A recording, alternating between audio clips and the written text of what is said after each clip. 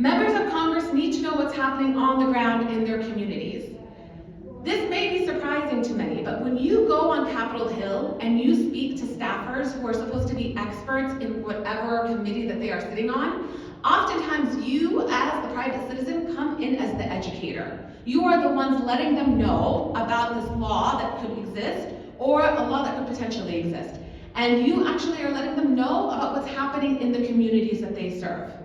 And that's important for them because they want to know their constituency. They want to know what they want because they want your vote, right? And so this is an opportunity for them. And it's an opportunity for the members of Congress to engage with constituents and community organizations. Just like we go to them and let them know what we want, they have an opportunity to come to us, also engage with us as communities to find out what we want. And in organizing, we say you either organize money or you organize people, right? And so the more they have the opportunity to engage with people around the issues that matter to them, the better it is for them because they want to gain your vote. And then building power to influence how a member of Congress takes actions and makes votes, basically reiterating what I just said, that they want to make sure that they earn your vote, and they can't do that unless they are voting based on what their constituents want, or they're voting based on who is giving them the most money for their campaigns, right? So if we can't organize a whole bunch of money, we've got to organize a whole bunch of people, and the best obviously is if you can do both. All right, so who can be an advocate? In the United States, we legally, whether you are a citizen or not, whether you are of voting age or not, whether you are a newly arrived immigrant with an accent or have lived here your entire life, you have the right to petition your government. That is part of living here in the United States. Anyone can go on Congress, on Capitol Hill, and say, I don't like something that is currently happening in my community. I don't feel safe, I don't have access to food, I don't have access to a good education, whatever it is. You actually have the right to go and petition your government. Many people assume that they have to be a political scientist, or they have to be an activist, or they have to be something or another, and that's just simply not the case. You as a human being living in the United States have the right to petition the American government. Has it become more dangerous today to do that than before? Yes, absolutely. And this is why coalition building and being in partnership and going in large groups is really, really important. All right, the importance of storytelling and what's your why.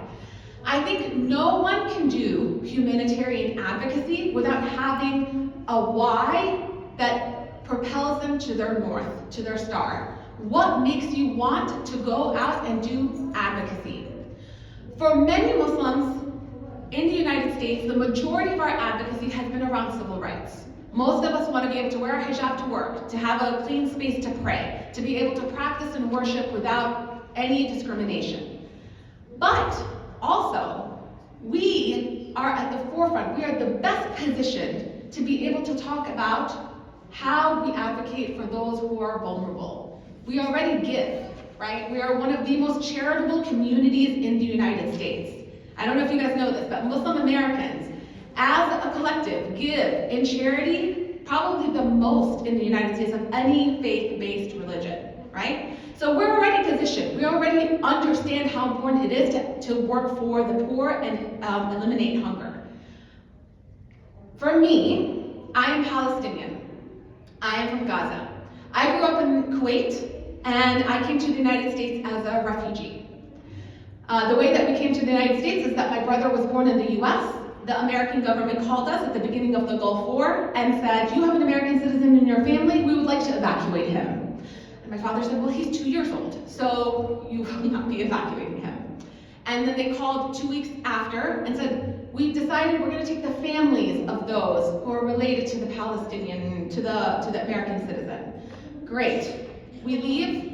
And I always like to say the plane just sort of parked in North Carolina. That's where we were resettled. And it was institutions like the Salvation Army and Catholic Charities and resettlement agencies that made our displacement a little bit more bearable. We came to an apartment that had no furniture, and we slept on the ground for many months before we could rebuild our lives. It is very different to come to the United States as an immigrant with an intention to migrate than to be forcefully displaced because you are in danger and that you have to flee to be able to be safe.